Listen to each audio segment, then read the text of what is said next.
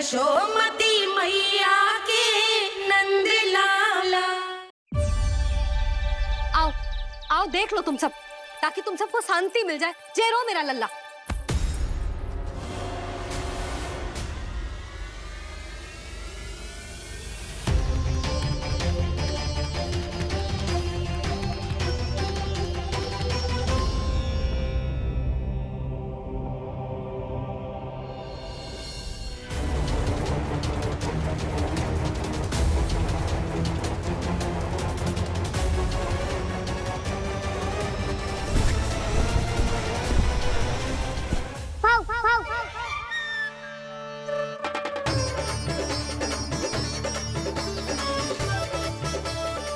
किसी को संदेह हो उससे पहले मुझे नींद भी होने का स्नान करना पड़ेगा।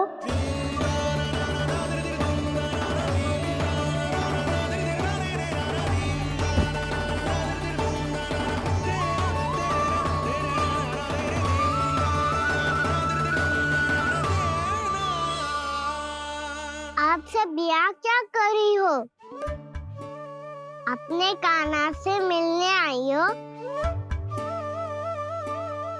ना लल्ला, जे तो देखने आई है कि तू घर पे था कि ना।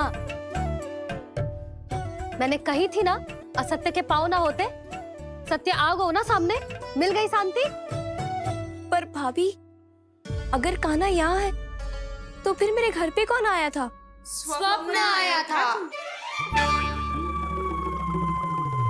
आया तो मैं ही था जानकी, पर मैया के सामने स्वीकार ना कर सकते हो।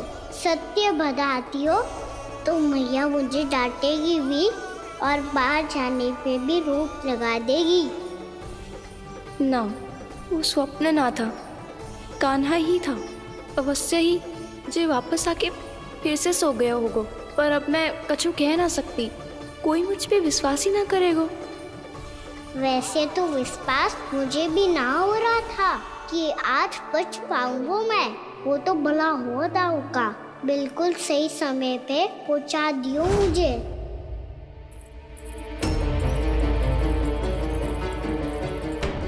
दाऊ सहायता करो ना, मेरे पीठ पर चढ़ो और दीवार फान जाओ।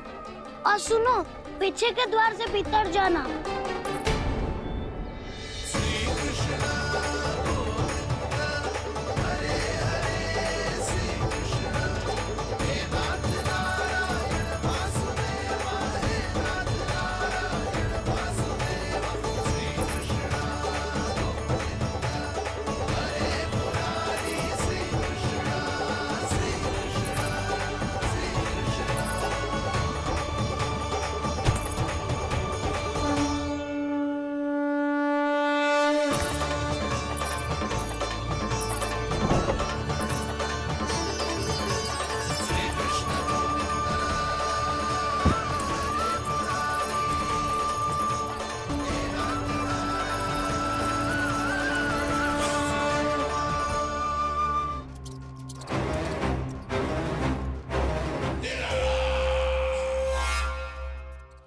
जानते हो, जब चूहा भूखा होता है तो कभी शांत नहीं बैठ सकता। धमा चौकड़ी, ऊधम, अस्थिरता उसका स्वभाव बन जाता है। ऐसी ही अस्थिरता इस समय गोकुल में भी फैली होगी।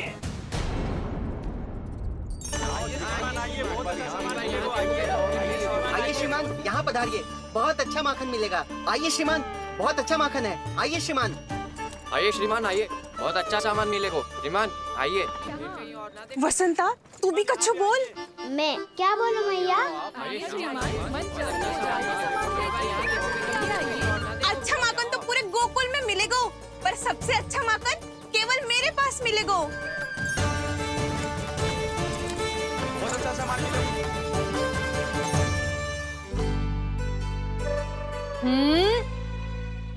लोभ अच्छी बात ना है लल्ला। लोग क्या तो है मैया? लोग ना, लोभ। लोभ बहुत भयंकर राक्षस होता है लल्ला। जे एक बार हमारे मन में प्रवेश करके हमें भीतर से ही जकड़ लेते हैं। इसके कारण हम अधिक से अधिक पाने की इच्छा करने लगते हैं। जानते हैं, जिसमें तनिक भी लोभ हो वो सबसे आसानी से और सबसे पहले जाल में फंस जाता है।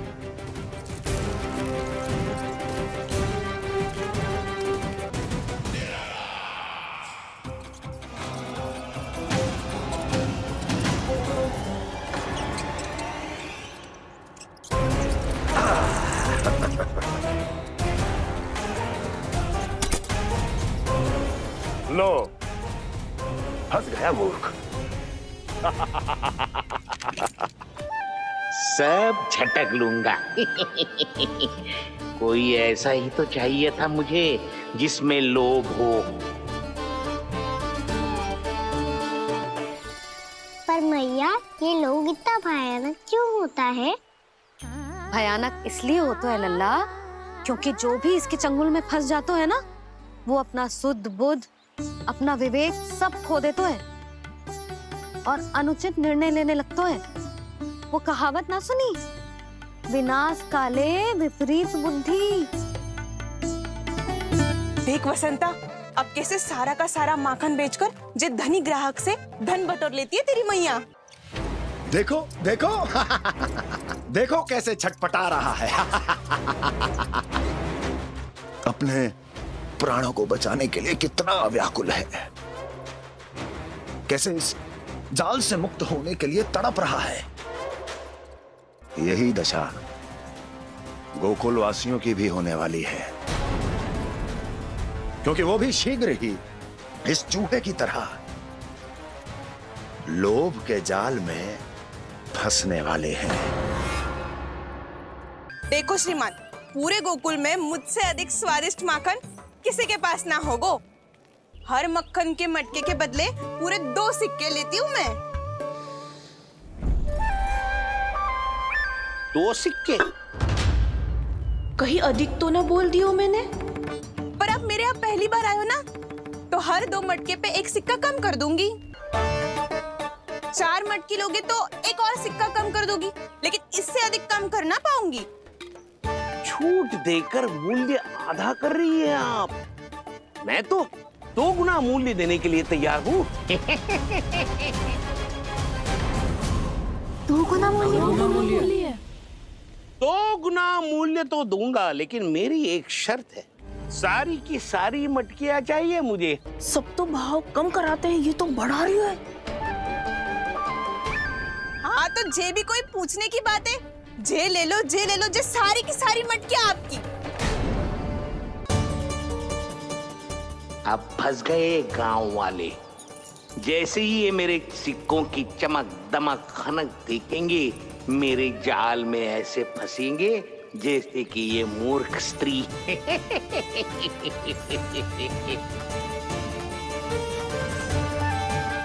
ये लीजिए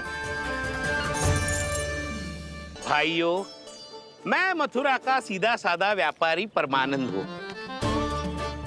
मेरी मिठाइयाँ विदेशों के अनेक राज्यों में बेची जाती है, इसलिए मुझे सदैव सर्वोत्तम दूध के उत्पादों की आवश्यकता होती है।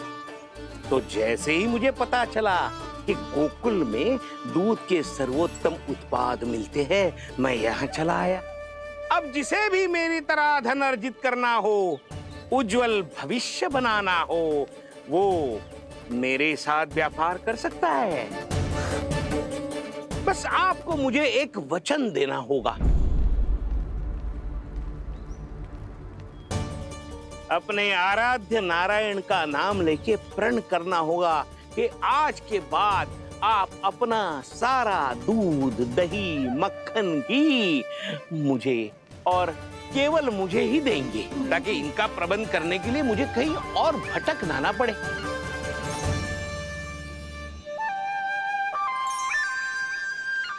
आज आप सभी इस हाट में जो लेकर आए हो, वो सब लेकर जाऊंगा मैं, वो भी दुगना मूल्य देकर। मैं तैयार हूँ व्यापारी जी। तू खड़ी खड़ी मुँह क्या देख रही है? चल सारी मटकियाँ लेके आ। हाँ मैया। जाइए जाइए जाइए।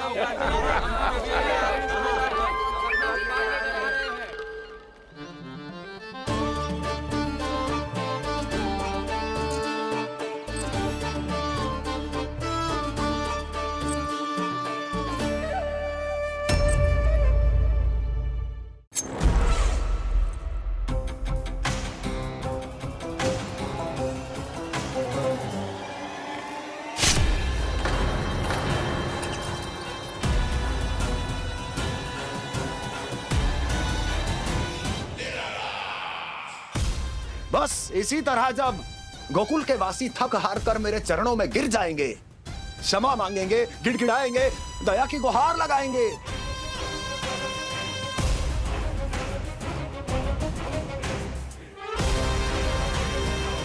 तब मैं उस नंद को गोकुल में छुपे उस चूहे के साथ यहां आने पर विवश कर दूंगा।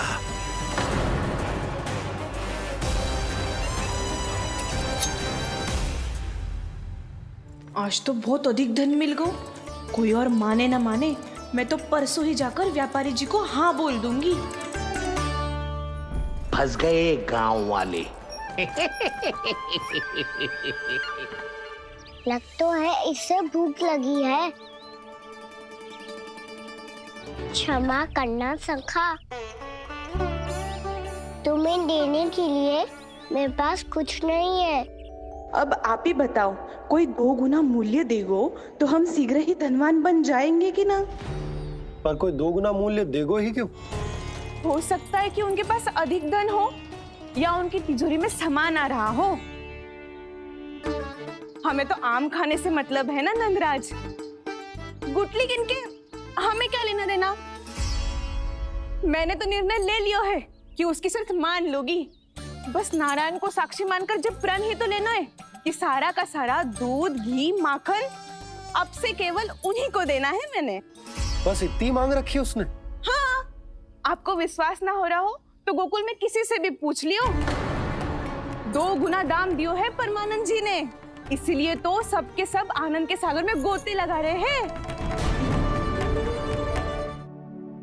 प्रतिदिन जो माखन निकालती हूँ सबसे पहले आपको चढ़ाती हूँ, ये सोचकर कि कभी तो आपकी कृपा होगी। पर जाने आपका आशीर्वाद कब मिलेगा मुझे, पर जाने कब आपका आशीर्वाद मिलेगा मुझे। यदि इस बार भी मेरा माखन बेकार हो गई हो ना, तो सच्ची कह रही हूँ, कल से भोग में आपको कुछ भी ना चढ़ाऊंगी मैं। वानर महाराज की भूख कैसे मिटानी है पता है मुझे। कैसे? माखन से। और माखन कहाँ मिलेगा? सावित्री मौसी के घर से। तो क्या तुम फिर से माखन चुराने की सोच रहे हो? दाऊ मेरी बात प्रश्न ही नहीं उठता, इसकी अनुमति नहीं दूंगा मैं। ये बहुत गंभीर बात है, हमें सभा बुलानी होगी यशोदा। जशोदा जी, आप ही कुछ कहो ना नंदराज से। जे अधिक ही सोच रहे, इतनी चिंता करने की कोई आवश्यकता ना है। आवश्यकता तो है। ध्यान रहे परमानंद, गोकुल वासियों पर लोभ का प्रभाव हर बीतते क्षण के साथ बढ़ता चला जाना चाहिए। महाराज, जैसे किसी कबूतर को बिल्ली दबोच लेती है, वैसे ही मेरा फैलाया हुआ लोभ गोकुल वासियों को अपने पंजों में दबोच लेगा। सब झटक लूंगा। मैं अभी भोला से कहकर सारे ग्वाल ग्वालियरों की सभा बुलाता हूं। मुझे सबसे बहुत महत्वपूर्ण विषय पर बात करनी। मति भ्रष्ट हो गई थी मेरी, जो यहाँ चली आई। अब कहीं ऐसा ना हो कि मेरा धनवान बनने का स्वप्न धरा का धरा रह जाए। पर मैं तो भलाई करना चाहता हूँ। भलाई? किसी की अनुमति या सहमति के बिना उसके यहाँ चोरी चुपके माखन खा लेना भलाई नहीं, चोरी कहलाती है। सखाओ, तुम ही बताओ, किसी भूखे प्राणी के लिए भोजन की व्यवस्था करना क्या होता है? भलाई। चोरी करके किसकी मन की इच्छा पूरी करोगे तुम?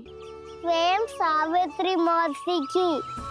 वही तो चाहती है कि मैं उनके घर आऊं और ढेर सारा माखन खाऊं।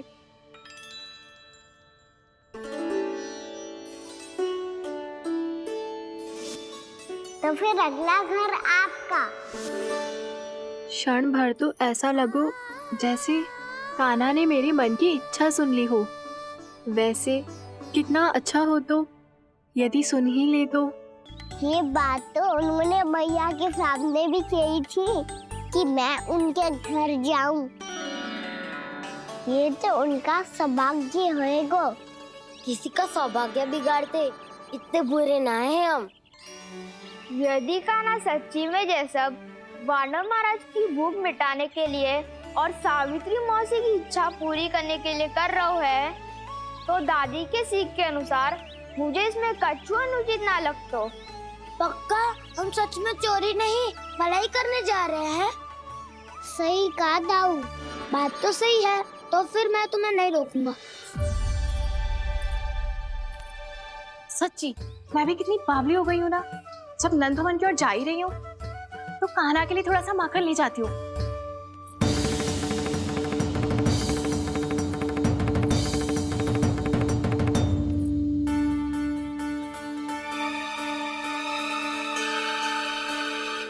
कान्हा, यहाँ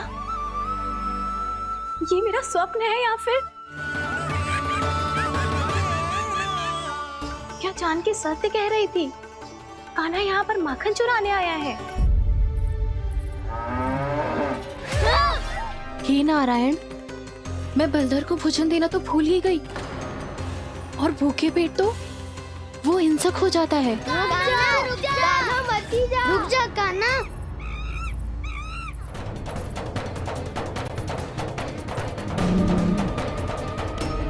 देखो कैसे स्वागत करो है।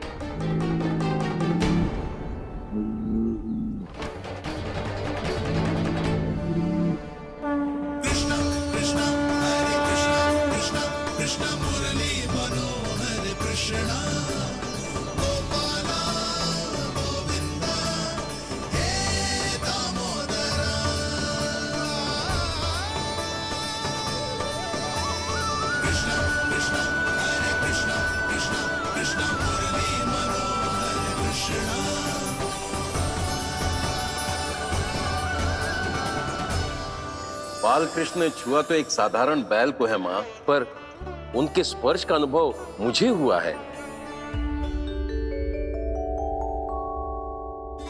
बलधर, ये जो वानर महाराज है ना, ये मेरे सखा है। बहुत भूखे हैं ये, इसलिए हम इनके लिए तनिक माखन देने आए हैं। हमारा साथ दोगे ना? मैं भी बहुत भूखा हूँ प्रभु। सावित्री मैया चारा देना ही भूल गईं। आप मुझे खोल दीजिए ना। आप भी अपना कार्य निर्विघ्न कर लीजिएगा और मैं भी घास चर के अपनी भूख मिटा लूंगा।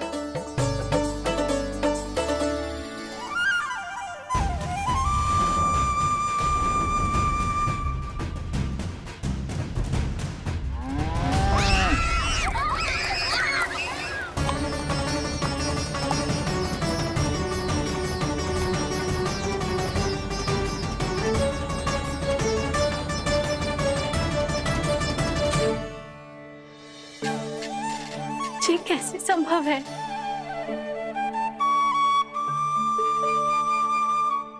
अब खड़े खड़े देखते ही रहोगे?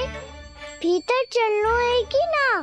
तूने तो बलधर को भी अपनी टोली में मिला लियो का ना?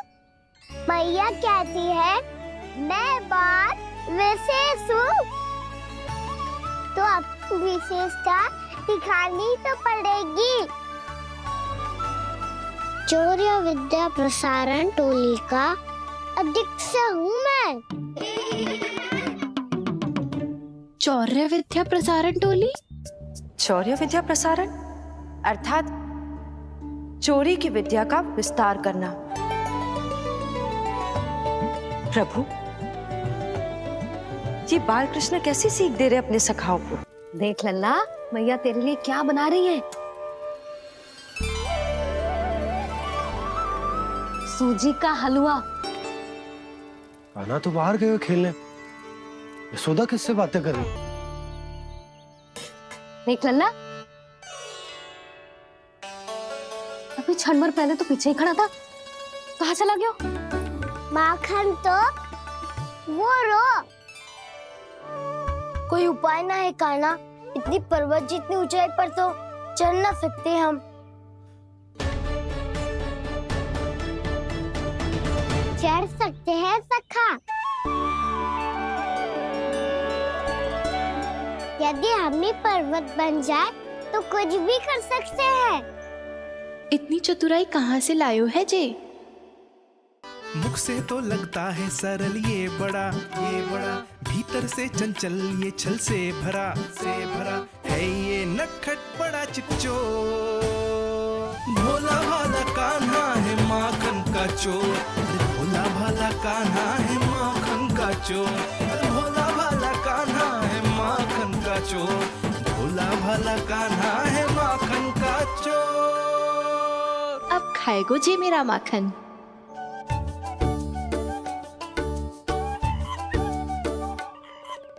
वानर महाराज, सबसे पहले तो आप ही लो।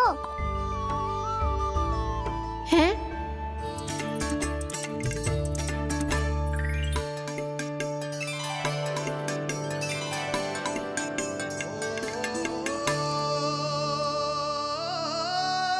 बस ऐसे ही पहले अपनी मैया को सताया कर और फिर अपनी जे निर्दोष सी मुस्कान से मेरा मन मोह लिया कर।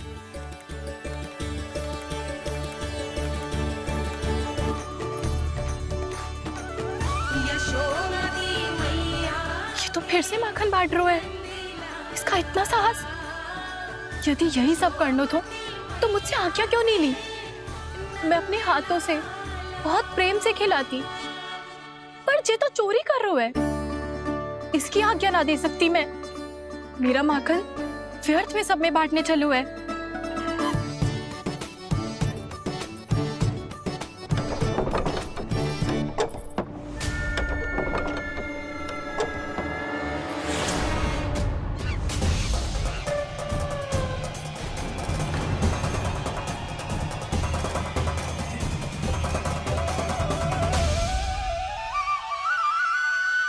सच्ची बात तो ये है मौसी, ये वानर महाराज पूछे थे, इसीलिए।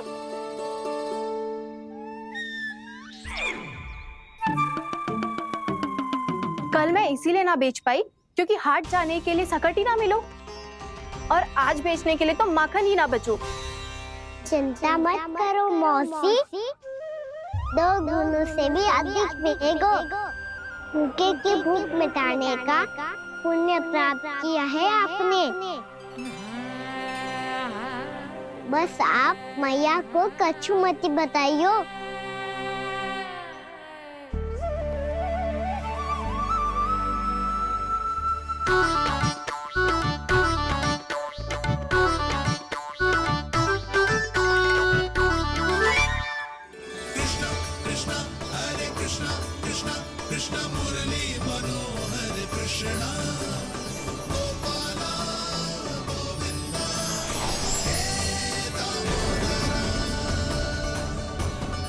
भाग्यो,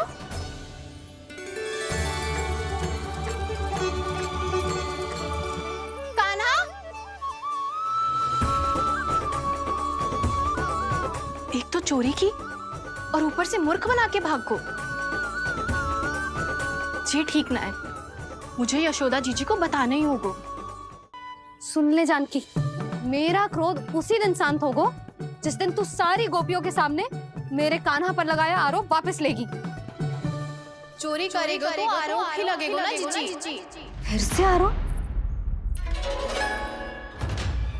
सावित्री, तू भी? कल तक मुझे ये थोड़ी पता था जीजी कि आपका कान्हा सच्ची में माखन चोरी में पारंगत है। आशा करता हूँ कि आप सभी को नंदराज का विचार और संदेश सही से समझ आगो होगो। नंदराज, हमारे मन में आपका बहुत सम्मान है, पर हम जो करना चाह रहे हैं वो लोभ ना है, वो तो विकास है। हाँ नंदराज, हम अपना और अपने संतानों का भला बुरा सोचे बिना कब तक अपना जीवन इस प्रकार जीते रहेंगे? फिर पिछले 4 वर्षों से हमने आपको कर भी तो ना दियो है। मुझे तो लगता है कि नंदराज की बातों पर शांति से सोच विचार के बाद ही कुछ निर्णय लेना चाहिए। ऐसा मौका बार बार ना आता। नहीं, हमें सोच विचार कर निर्णय लेना है सबने।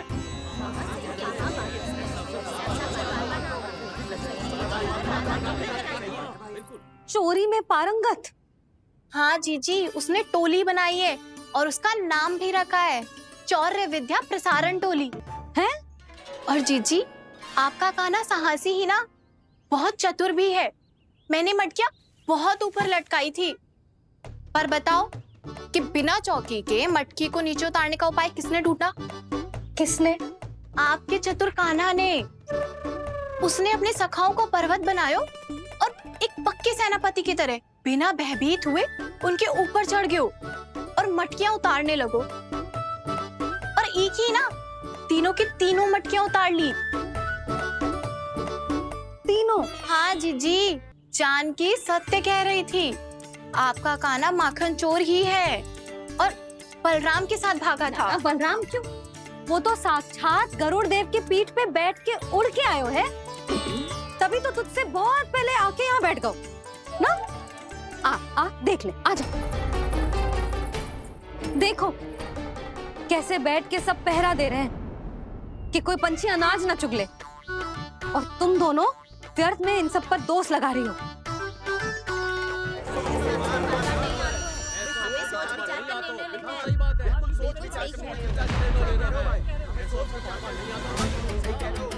जी कौन?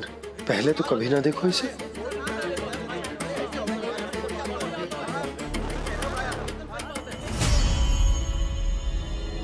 कहाँ को? बस करो। मेरी आंखों के सामने मैं गोकुल में इस तरह फूट पड़ते ना देख सकता। राजा हूं मैं, परंतु आज तक मैंने कोई भी निर्णय आप सब पर ना थोपो और ना ही आज थोपूंगा। मुझे पता है आप सबके पास कल सूर्यास्त तक को समय, इसीलिए मेरी विनती है कि आप घर जाकर रात्रि को इस बात पर पुनः विचार अवश्य कीजिएगा। सोचिएगा कि कोई भी व्यापारी अविश्वसनीय रूप से सस्ता क्रय विक्रय क्यों करेगा जब तक कि उसका कोई छुपा हुआ लाभ ना हो। हमें सोचना होगा कि कहीं हम उसके बिछाए जाल में फंस तो ना रहे।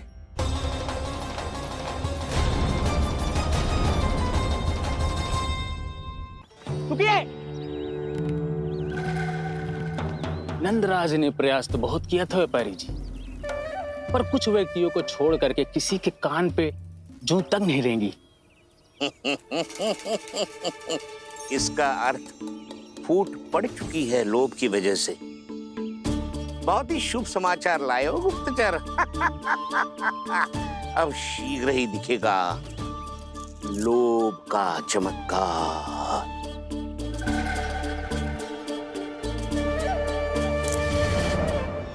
सुलक्षणा को उस व्यापारी की तरह धनवान बनना है और शंकरी मौसी को सुलक्षणा की तरह। ऐसे तो पूरा गांव ही लोभ में पड़कर कल उस व्यापारी के पास पहुंच जाएगा। अब तो फिर स्त्रियों को मुझे अपने ढंग से समझाना पड़ेगा।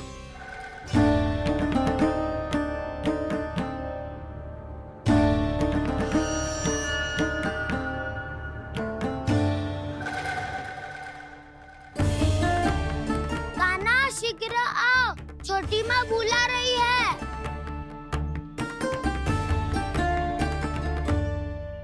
अब डांट भी पड़ेगी और कुटाई भी होगी। चौर्य विद्या प्रसारण कल ही आरंभ हुआ था और आज ही समाप्त हो जाएगा। सब इतने गंभीर क्यों है आज? गंभीर तो होंगे ही ना दाऊ, क्योंकि मैया आज अच्छा वाला पाठ पढ़ाने वाली है।